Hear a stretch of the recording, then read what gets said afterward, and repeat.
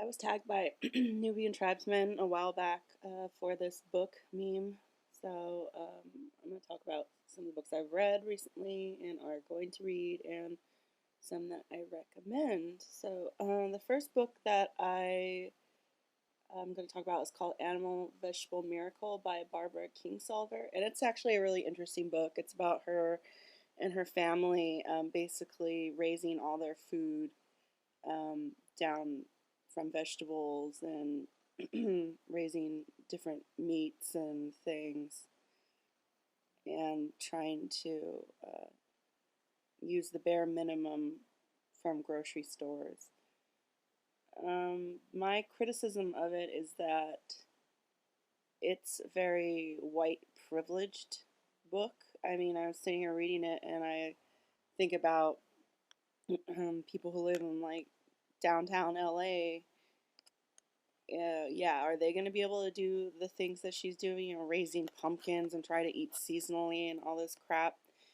She's a writer and her husband is a professor, and he bought this farm a long time ago, and they moved from Arizona to, I think it was Arkansas.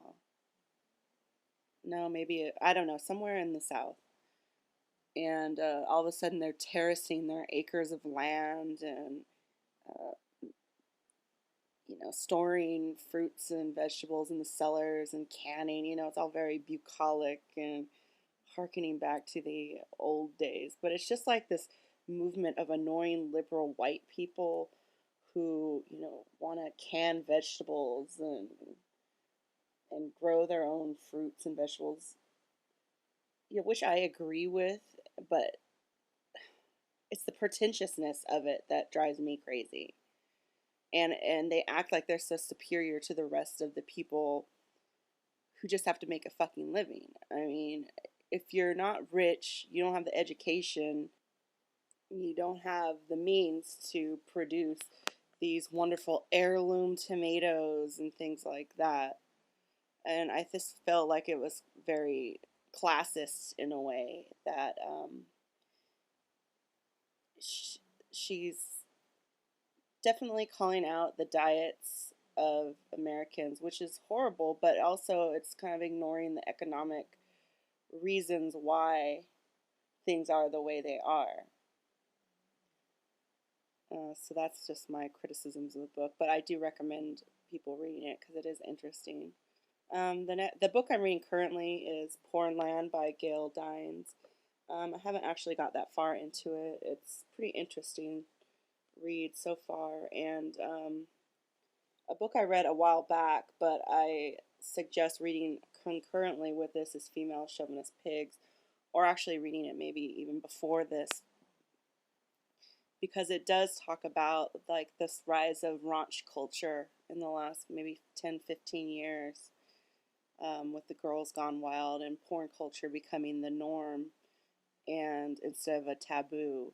And I was in a Halloween store this weekend, and nearly every single costume for women is just basically a stripper's outfit. I mean, you can't get a skirt that is knee length.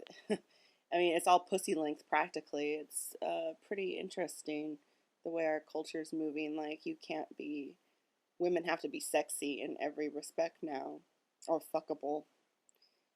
There's no scary costumes for women. That's just like, tits out, vag out. But, if you critique these things or try to point them out to anyone, you're considered anti-sex. So, yeah, if you want to walk around like that, I don't care either way. But it's just that this is the image that's being forced on people. It's not really a choice. It is the only choice. But the next book that I'm planning to read is called Bright Sided by Barbara Ehrenreich, and it's about how the relentless promotion of positive thinking has undermined America. And I'm just going to read a little opening flap. Americans are a positive people, cheerful, optimistic, and upbeat. This is our reputation as well as our self-image. But more than a temperament, being positive is the key to getting success and prosperity, or so we are told. In this utterly original debunking, Barbara Ehrenreich confronts the false promises of positive thinking, tracing it from its origins as a marginal 19th century healing technique to its enshrinement as a dominant, almost mandatory cultural attitude. What's funny is a lot of times when I was in high school, I was like really depressed, and I would be sitting there and people would tell me just to get happy and smile. And so I'm really interested in what she's going to have to say about this bullshit of just pretending to be happy when shit is breaking down. Our society is pretty much breaking down. Thomas Frank wrote an interesting little blurb on the back here. We're always being told that looking on the bright side is good for us.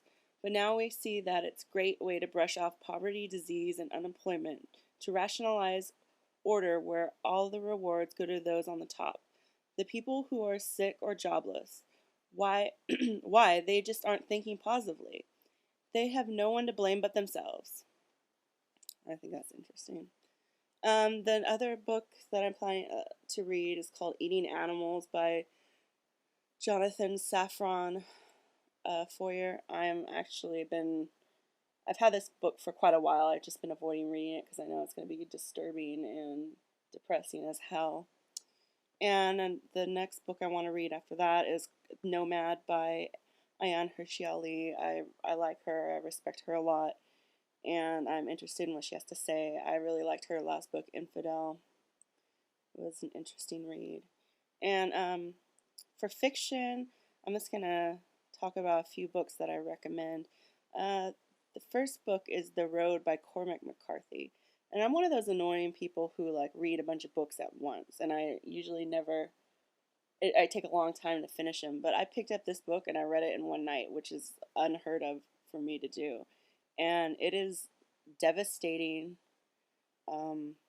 beautiful, heart-wrenching. I don't know. It's just everyone should read it.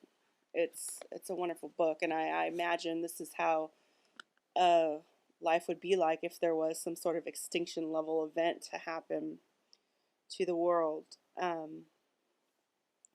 I did not watch the movie. I had a picture in my mind how I wanted the movie to look like, and I pictured Terrence Malick directing it, and maybe someone who looks like Adrian Brody as the lead, but I can't watch Viggo Mortensen, Lord of the Rings guy, as the main character. It's just not going to work for me. The next book I recommend is Damien by Herman Hesse. I remember reading this in high school, and I recently rereading it. It's just an interesting look at someone who's questioning their religious beliefs and growing up and trying to find out who they are and how people come into your life and can change your life and kind of plant seeds and ideas that you maybe never thought of. Because I've had people who just are briefly in my life who've actually like changed me more than people who are in my life like a long time. The next book is, well, it's not a book, it's a play. It's Death of a Salesman by Arthur Miller. I really love this book. I think it's a really good snapshot of what working life is like. You basically work yourself to death, and